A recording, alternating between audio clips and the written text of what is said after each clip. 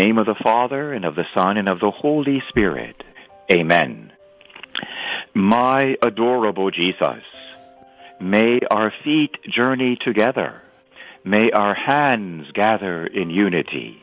May our hearts beat in unison. May our souls be in harmony. May our thoughts be as one. May our ears listen to the silence together. May our glances profoundly penetrate each other. May our lips pray together to gain mercy from the eternal Father. Amen. Sing so good, did you?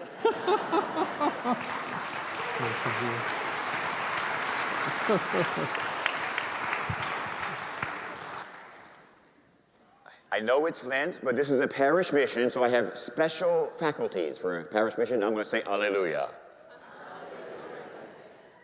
Remember, Augustine said we're an Easter people, and Alleluia is our song. Amen? So we should be happy every day of our lives because we're heaven-bound. We're heaven-bound. That's our destiny. It's our origin and our destiny. And God wants you and me there more than we want to go there. Isn't that funny? He wants us more than we want him. Isn't that crazy? But we are heaven-bound. There was a rap song. I'm not a good rapper, but I remember the rapper that said, heaven-bound. We need to be heaven-bound. So you try it right now, all right? Say this after me. Say, heaven-bound. I dub you official Christian rappers. So we're on our way to heaven, and we have the bread of heaven. Amen? And so the Lord told me to share with you another story about the Eucharist, a miracle story. And gosh, just saying that, I start to get the Holy Spirit tingles just talking about it. I need to share with you something about this precious gift we have, because when the victory comes, the whole world will be not only Catholic, but Eucharistic. The whole world will be Eucharistic. And what breaks my heart as a priest is that we have been ignoring the greatness of God in the sacrament, including many clergy. We don't seem to understand what's really at stake here. And I think God the Father, in his justice, is about to send thunderbolts across the world. I do. A great shakeup is coming. And after that shakeup, those who land on their feet, sorry, those who pray the rosary, those who land on their feet will become true Catholics, men and women who are saintly in love with God. And the Lord said new miracles will occur, some we've never even heard of before, new miracles. And even teenagers will have miracles and work miracles in the age that is coming. Amen? Something fabulous is coming, beloved. I'm just getting that anointing all over me.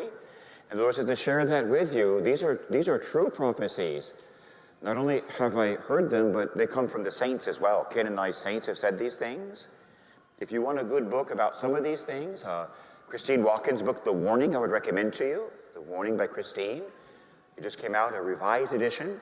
And Professor Daniel O'Connor, a wonderful professor, he has a beautiful book, too, about the divine will. And his book's called The Crown of Sanctity. It's really worth reading with all the prophecies there. So before I continue with this story, we're going to pray the Unity Prayer. This is an end times gift to the Catholic Church, to the whole world. And you should have this. It's also, I believe, on your printout. So if you don't have the Holy Card, I know we passed it out yesterday, but if you don't have the Holy Card, don't despair. It should be on your handout as well. So it's halfway down your paper handout too, the same prayer. And I want to recommend to you, Father Ed and I spoke about this and the team earlier, that you take a picture on your cell phone of this prayer. Take a picture. I want to do something special here. This prayer, I witnessed to this earlier in the week. It's simply nothing less than miraculous, this prayer. I use it as an exorcist, and now all the exorcists in the world are starting to use this prayer because of what happened. But it's not only for us, it's for every Catholic, for every baptized person. It literally blinds and paralyzes every single demon in the area. Amen? And the Lord is so good because it looks like hell has been opened. And like all the demons are flying around right now. And this will protect you and your family when you say this prayer daily. And I always recommend to say it twice to pray for your city. See, the church teaches us, it's in the Summa Theologia of Thomas Aquinas, that part of piety is loving your homeland. We should never tear down our country. Amen? That's actually evil. If you're from Hungary, you love and support Hungary. If you're from Poland, you love and support Poland. If you're from Nigeria, you love and support Nigeria. And if you're from this country, you love and support this country. Amen? Amen. Oh, it was not perfect. Well, tell me, are you perfect? There's nothing perfect on the earth. Amen? That's the whole idea. Because she's not perfect, you protect her. Amen? And if your country has a flaw, maybe you were born to heal the flaw. Maybe that's why you're here. Not to complain about it, but to heal it. Amen. So all this nonsense, and even in our universities, our kids are being taught, it's all an error, it's sinful, and it's evil. Amen? We should love this country and support this country. If you see a flaw, you work on it to heal it. Amen? You don't complain about it and burn down buildings because of it. You don't do that. You get down on your knees and you pray for your country. Amen? This is called piety. Of course it's from God. He didn't put us here to hurt one another. He put us here to heal one another. Amen? So this holy prayer we're going to do right now, we're going to do it twice. The second time will be for Seattle. Oh, I just got the anointing. Because we want to blind any demonic spirits over Seattle. The Lord says I can tell you this. The Lord showed me there's a stronghold in every state or city. There's like a leading demon in every state or city.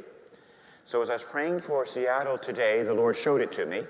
The more time you spend in prayer, not just priests, you too, the more time we spend in prayer, the more that revelation will come to you from the Holy Spirit. It's really more a question of time. As the bumper sticker says, just do it. Just pray, and the revelation will come. Amen? But we need more than 3 minutes a day. 3 minutes is fine if you're 2.5 years old. It's fine. But for every adult, like everyone 18 years of age or over, 1 year is the 1 hour a day is the bare minimum. 1 hour a day. 2 hours a day is better today. We're in the battle of our life. This is the battle. Isn't it fun? I love it. I don't want to be a wussy. I'm in a battle. How about you? I like the battle, but I want to win. Amen? And so an hour a day really isn't enough anymore. That was good when Leave It to Beaver was popular, right? That was good back then. Now we need 2 hours a day minimum. Amen? I sometimes tell people that it's just like your rosaries. One used to be enough, right? When Leave It to Beaver, the Beverly Hillbillies was on. But now we have Harry Potter and God knows things even worse than that now. We need 2, 3, and 4 rosaries a day.